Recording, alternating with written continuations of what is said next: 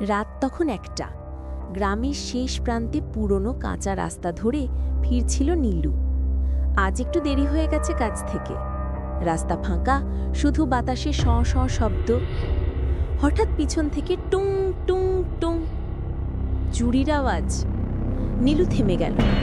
চারপাশে কেউ নেই, কিন্তু আওয়াজটা একদম তার পিছু নেই। মনে হলো কেউ ধীরে ধীরে এগিয়ে আসছে। সে ভয়ে পেয়ে হাঁটা বাড়ায়। আওয়াজটাও ততই দ্রুত হয়। একসময় দৌড়াতে শুরু করলো, কিন্তু তখনই সামনে দেখা গেল রাস্তার পাশে দাঁড়িয়ে এক মেয়ে, সাদা শাড়ি, খোলা চুল, পায়ে অক্ত। মেয়েটি হেসে বলল, তুই কই যাচ্ছিস নীলু? আমার চুড়ি পড়ে যাবি? নীলুর গলা শুকিয়ে গেল। কে তুমি? মেয়েটি বলল, তুই চিনিস না, আমি রিনা। এই রাস্তার পাশে মরেছিলাম তোরই মতো এক রাতে। নীলুর মনে পড়ল, রিনা নামের মেয়েটা একসময় তার সহকর্মী ছিল। বছর দুয়েক আগে অফিস থেকে ফেরার পথে নিখোঁজ হয়েছিল। লোকজন বলতো রিনা গর্ভবতী ছিল, প্রেমিক তাকে ফেলে দিয়েছিল, লজ্জায় আত্মহত্যা করে।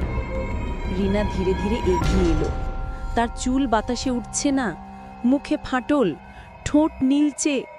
তুই তো জানতিস আমি মরেছি, তারপরও এই পথে ফিরলি? নীলু পিছু হটতে লাগলো, কিন্তু রিনা হাত বাড়িয়ে তার চুল ধরে ফেলল। আমার জায়গাটা এখন তোর হবে। এক বিকট চিৎকারে নীলু অজ্ঞান হয়ে যায়। পরদিন সকালে লোকজন দেখে রাস্তার পাশে পড়ে আছে নীলুর জুতো আর রক্তে ভেজা একজোড়া লাল চুড়ি। সেই রাতের পর থেকে কেউ আর সেই পথে হাঁটে না। যদি কেউ ভুল করে যায়, তারা নাকি টুং টুং শব্দ শুনতে পায়, আর বাতাসে ভেসে আসে এক নারী কণ্ঠ, আমার চুড়ি পড়ে যাবি?